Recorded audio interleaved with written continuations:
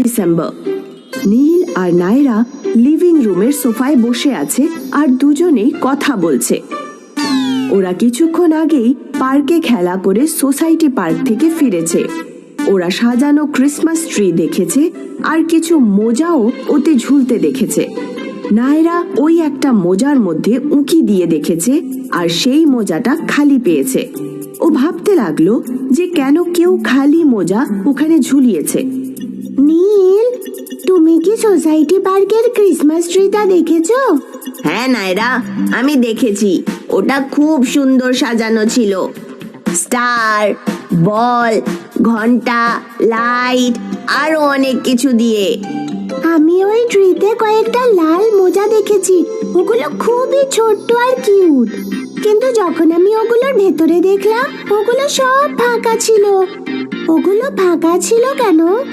নায়রা, ওগুলোকে লাল মোজা বলে না, ওগুলোকে রেড স্টকিংস বলা হয়। নায়রা, আগের বছর ক্রিসমাসে মা ওরকম বড় বড় স্টকিংস নিয়ে এসেছিল। পরের দিন সকালে ওর মধ্যে গিফটস আর চকলেটস ছিল। তোমার মনে আছে? না নীল, আমার তো মনে নেই। নীল, নায়রা, এই যে হলো তোমাদের এই বছরের ক্রিসমাস স্টকিংস। মা, এগুলো কিসের জন্য? আমরা এমনকি এরকম ছোট ছোট পার্কেও রাখা ক্রিসমাস ট্রিতে দেখতে পেলাম। নায়রা, এগুলো হলো ক্রিসমাস স্টকিংস। তুমি আজকে তোমার বিছানার পাশে এটা ঝুলিয়ে রাখবে। পরের দিন সকালে তুমি দেখবে এগুলো গিফট আর চকলেটে ভরে গেছে। এর মধ্যে কিভাবে গিফট আসবে? নায়রা, সান্টা ক্লজ আমাদের গিফট দিয়ে যাবেন। নীল, সান্টা ক্লজ কে হয়? সান্টা হলো নীল, নায়রা, সান্টা ক্লজ হলেন একজন হাসি খুশি বয়স্ক মানুষ যিনি সাদা আর লাল রঙের পোশাক পরেন, যার লম্বা সাদা দাড়ি আছে আর লম্বা সাদা চুলও আছে। এছাড়াও উনি ফাদার ক্রিসমাস নামেও পরিচিত। এক সময় যে সত্যিকারের মানুষ ছিলেন যিনি বাচ্চাদের খুব ভালোবাসতেন। আজ আমরা তাকে সান্টা ক্লজ হিসেবে চিনি। মা, তুমি কি আমাদের সান্টা ক্লজ সম্বন্ধে আরো বলতে পারবে? ঠিক আছে নায়রা।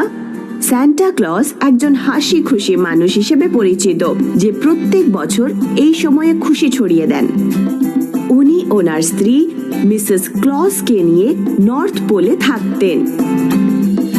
এটা মনে করা হয় যে উনি সারা বছর জুড়ে সারা পৃথিবীর বাচ্চাদের জন্য খেলনা বানাতেন। ক্রিসমাস ইভিনিং এ সান্টা নর্থ পোল থেকে বেরোতেন 8 রেইনডিয়ারের টানা স্লেতে করে, প্রত্যেকটা বাচ্চার বাড়িতে গিফট দেওয়ার জন্য। সান্টা ক্লজ টেস্টি খাবার খেতেও ভালোবাসেন। এরকম মনে করা হয় বাড়ির চিমনি দিয়ে আসার পরে সান্টা টেবিলের ওপর গিফট রেখে দেন আর ওনার জন্য রেখে দেওয়া অনেক কুকিজ আর দুধ খেতেন।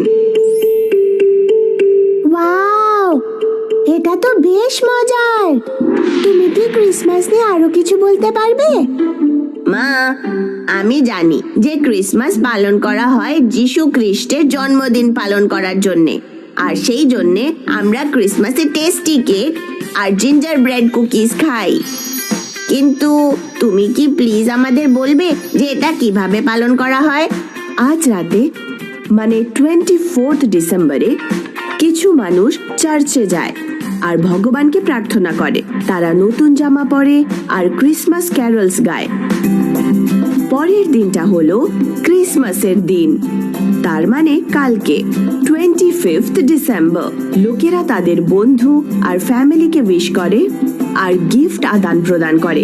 এই দিনে ওরা টেস্টি আর সুস্বাদু খাবার খায়। ওরা কি মিষ্টিও বানায় নাকি? হ্যাঁ নীল, ওরা মার্জিপ্যান, ডেট রোল, প্লাম কেক, কুলকুলস আরো অনেক মিষ্টি বানায়। ওয়াও, কি টেস্টি! আমরাও কি কয়েকটা বানাবো? নিশ্চয়ই নায়রা। কিন্তু মা, আমি ক্রিসমাস ট্রির সামনে কিছু গিফট রাখা দেখেছিলাম। আমরা এগুলো কেন রাখি? হ্যাঁ নায়রা, ঠিক যেমন স্টকিংস এর ভেতর গিফট রাখা হয়, তেমনি ক্রিসমাস ট্রির সামনেও গিফট রাখা হয়। ক্রিসমাসের কয়েকদিন আগে ক্রিসমাস ট্রি সাজানো হয়। ফ্যামিলির প্রত্যেকটা মেম্বার একসাথে জড়ো হয় আর ক্রিসমাস ট্রি সাজায়। ক্রিসমাস ট্রি যিশু খ্রিস্টের জন্মদিন বোঝায়। ট্রিতে লাগানো ঘন্টাগুলো আনন্দ আর খুশি ফুটিয়ে তোলে।